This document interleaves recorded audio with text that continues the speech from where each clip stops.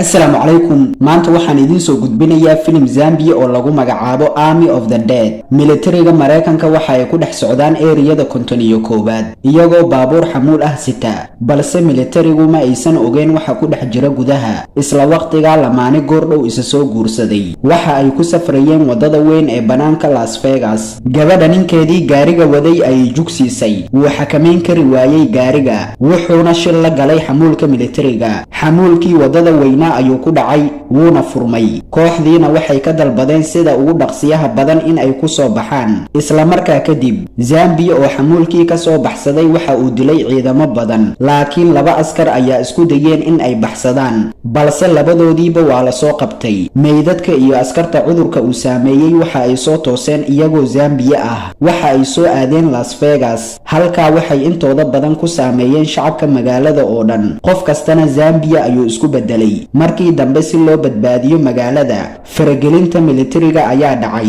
laakiin ciidamadu way ku guul dareysteen in ay xakameeyaan cudurka dilaacay dhowr qof oo geesiyaal ah ayaa isku dayay in ay la dagaalamaan Zambiyada laakiin nafsadooda ayay badbaadiyeen waxayna ka soo baxsadeen magaalada kadib dawladdu waxa ay karantiileen magaalada oo dhan iyagoo dhisay darbi weyn 6 sano kadib dawladda Mareykanku waxa ay ku dhawaaqday go'aankoodii oo ah in nuclear ay ku burburin doonaan kaliya dhamaan magaalada shacabka Zambia ay ku nooshahay ninkan waxa lagu magacaabaa Scott Ward waxa uu haatan ka shaqeeyaa maqaaxida waxa uu la kulmay malkiilaha maqaaxida casino magaciisu waa Balay Tanaka waxaana la socda gacanyarihiisa Martin Balay waxa uu Scott u sheegay 200 milyan oo dollar in ay ku jirto maqaaxidiisa casino oo ku taala Las Vegas ayadoo 96 saacadood kaliya ay ka harsan tahay qaraxa nuclearka Balay waxa uu doonayaa in koox uu ku daro Scott si uu lacagta u soo celiyo badalkeedana waxa uu balan qaaday in uu siin doono 50 milyan oo dollar Scott iyo kooxdiisa Scott Ward waxa uu dilay xaaskiisa kadib cudurka markii uu saameeyay gabadhiisa ayaduna goobjoog ay ka ahayd dhamaan dhacdada Scott waa uu ogolaaday howlgalka kooxda ay isla shaqeynayaan waa Guido Cruz Fender Rohe kaliya waxa la socda pilot helicopter oo lagu magacaabo Peter kani waa Peter waxa uu garanayaa qasnada halka uu ku yaalo sidoo kale kanina waa Gasman kaasoo kaliya wax kasta la socodsiinaya Chambers Martin oo ah gacanyarihii Balay kooxdii ayuu ku soo biiray si uu ayaga macluumaad uga siiyo casino Scott gabadhiisa halyeeyada ah ee Kate waa ay la shaqeynaysaa waxa ay iyaga tusaysaa xirada goobta uu ku yaalo Lily iyo Marwadan oo ah qoyska kontrabanka ama alaabta sharci darada ah magaalka soo geliya kadib waxa ay ilaaliyaha amniga xirada ku soo daraysaa kooxda markii Kate ay ogaatay in Lily ay ayada ku hogaaminayso saaxiibteeda Gita dhanka iyo Las Vegas Kate kooxdii ayay ku soo biirtay kooxdii waxay u soo baxeen xirada karantiilka waxayna soo galeen magaaladii shacabka Zambia uu saameeyay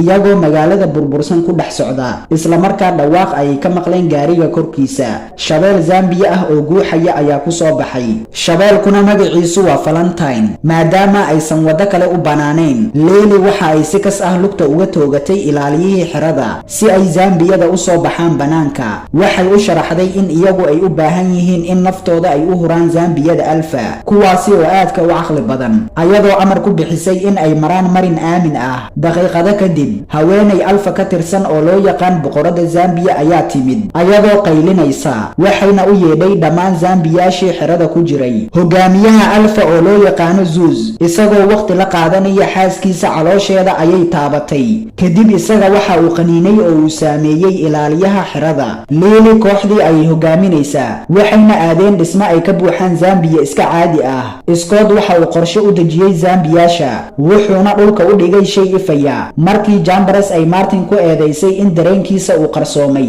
wadada ayuu ka leexiyay waxaana ayadu si kadis ah ugu yimid mid ka mid ah Zambiyaashi markii dambe kuwa badan ayaa ku yimid ayada ayayna weerareen kadib markii ay soo hareereeyeen oo ay qaniineen Gasman waxa uu toogtay gasarka shidaalka ayada dhabarkeeda ay ku sidatay wuxuu dilay ayada iyo Zambiyadii ku hareereysnaa waxay yimaadeen ogaadeen balaay maqaaxidiisa casino. Scott Ward iyo Kate waxa ay daareen nalalka, halka Peter isagana diyaaradda helikabtarka xagga sare ku diyaarinayo. Debber isagana waxa uu socdaa qasnada. Martin iyo Lily waxa ay joogaan banaanka hoose iyagoo ilaalo ka haya, laakiin way baxayaan, waxayna duursanayaan boqorada Zambia iyagoo ka gabanaya. Martin ayada ayuu weeraray, qoorta ayuu ka gooyay, madaxeeda ayuuna qaaday. Lily way ka naxday sababtoo ah ma aysan malaysanayn arrinkan, balse Martin waxa uu sheegay in madaxa Zambia uu yahay hub qiimo leh oo wax gumaada. Dhanka kale maqaaxida casino, dowladdu waxay shaacisay in nuclear ay ku soo tuuri doonto, waxaana kooxdii la siiyay 90 daqiiqo si ay u soo baxaan oo ay lacagta dib ugu soo celiyaan. Zeus waxa uu soo qaaday boqoradiisa oo meyd ah, wuxuuna ayadu u soo celiyay dhismahooda. Waxay ogaadeen in boqoradu ay xaamilo ahayd cunug Zambia ah. Wuu carooday Zeus, wuxuuna kooxdii Zambiyada ahaa ku amray in ay aadaan casino. Peter waxa uu furay qasnadii, kooxdii dhammaantood waxa ay arkeen lacagtii gudaha ku jiray. Isla markaa Scott waxa uu ogaaday in Kate ay meesha ka maqan tahay, ayada ayuuna ka soo raadiyay saaxiibteeda Gida. Scott iyo Gida waxa ay raadinayaan Kate. Zambiyadii Alpha waxa ay soo weerareen casino, iyagoo argoosi u soo baxay dhammaantooda boqoradooda awgeed. Zambiyadii Alpha waxa ay soo gaareen dhulka gudihiisa, waxayna maroojiyeen Cruise qoorteeda, ayada ayayna dileen. Sidii kooxdii ay Zambiyada ula dagaalamayeen, Martin kooxdii ayuu dabin ugu dhigay dhulka hoostiisa, isagoo sharxaya balaay waxa uu danaynayaa keliya madaxa Zambiyada, kaasoo dowladda looga abuuri karo ciidamo Zambiya ah,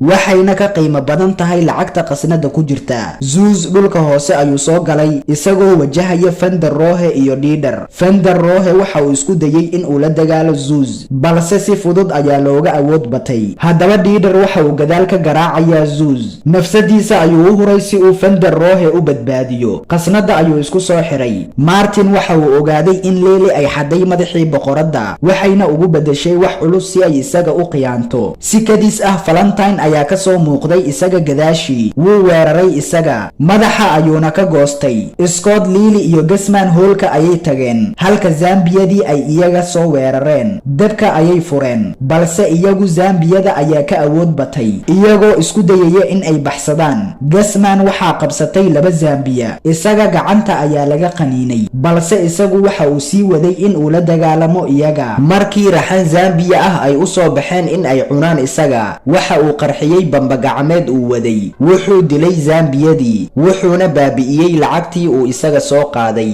Zeus iyaga ayuu kaga hor yimid xagga sare. Lily ayaduna waxa ay ku mashquulinaysaa madaxii boqoradiisa, ayadoo boorsada ku sida, sidii ayada ay u mashquulinaysay isaga. Scott iyo Peter way baxsadeen, si ay u baxaan waxa ay raadinayaan Kate. Lily waxa ay gees ugu baxday xagga sare, balse Zeus si xun ayuu u dilay ayada ka hor inta uusan Zeus ayada u soo dhowaan. Lily waxa ay kor ka soo tuurtay madaxii boqoradiisa, way burburtay madaxii boqorada. Isla goorta Zambiyadii way baxeen. Kate keligeeda ayaa socota, ayadoo raadinaysa saaxiibteeda Gida, balse waardiyihii xerada oo hadda Zambiya isku bedelay ayaa soo dabagalaya ayada. Ayadoo Gida iyo Sadia ayay heshay ayagoo qolka ku xiran oo aan waxba soo gaarin. Keliya waxaa ka soo hadhay 9 daqiiqo in uu qarxo qaraxii nukliyeerka. Peter waxa uu Scott u soo kaxeeyay dhanka iyo dhismaha si uu Kate u soo badbaadiyo. Scott isagana ayaga ayuu raadinayaa, isagoo ka quustay, ayagoo saddexdii gabdhood isku dayaya in ay baxsadaan. Waardiyihii ayaa soo weeraray Sadia, balse Kate waxa ay dishay isaga ka hor inta uusan Gida u soo dhowaan. Isla goorta Zambiyadii Alpha ayaa timid, waxayna soo ceersadeen gabdhaha. Scott ayaga ayuu isla waqtigaa badbaadiyey. Markii ay xagga sare u soo baxeen, helikabtarkii ayaa maqan. Scott waxa uu xaqiiqsaday in Peter uu ayaga ka tagay, sababtoo ah waqti badan umaysan soo harin. Balse markii dambe helikabtarkii way timid, dhanka ayayna u carareen ayaga. Isla goortii ayagu ay isku dayeen in ay baxsadaan, Zeus ayaa ku soo orday xawaaro sare, wuxuuna soo galay helikabtarkii. Goortii ay isku dayeen in isaga ay la dagaalamaan, Scott si kadis ah waxa uu u toogtay Peter, waxayna sababtay in helikabtarka uu si xun u duulo. Peter waxa uu xakameeyay in ayagu uu ku duuliyo banaanka Las Vegas, isla waqtiga ka hor inta nuclearka uusan ka qarxin magaalada. Zeus waxa uu qaniinay Scott, balse markii qaraxa uu burburiyay magaalada, Scott madaxa ayuu isaga ka toogtay, wuuna kala dilay. dilaacay hirarka naxdinta leh ee nukliyarka waxa uu sababay in helikabtarka uu shil ku dhaco waxaana ku dhintay Peter iyo Gida isla waqtiga Balay si waadix ah ayuu u niyad jabay isagoo ogaaday in kooxdii aysan dib u soo laaban doonin Kate waxa ay ka badbaaday qaraxa waxayna heshay Scott Ward waxa uu Kate siiyay xoogaa lacag ah si ay nolosheeda cusub ugu bilowdo isaga waxa uu ayada u sheegay in uu aad u jecel yahay iyo sida ayada uu ugu faano isaga intaa kadib isaga Zambia ayuu isku bedelay Kate ayadana wax kale uma banaana in isaga ay toogato mooye Kate aabaheeda ayay dishay oohin ayayna jabsatay helikabtarka samafalka ayaa timid dhanka kale magaaladii burburtay Van der Rohe waxa uu la soo baxay qasnadii ku jirtay lacagtii soo hadhay isagoo ka badbaaday qaraxii nukliyarka isaga diyaarad ayuu kireystay si loo geeyo magaalada Mexico halka ay u adeegayaan shaqaalaha diyaaradda waxay u diyaarisay hilib iyo khamri isla markaa isaga wuu isku dhaxyaacay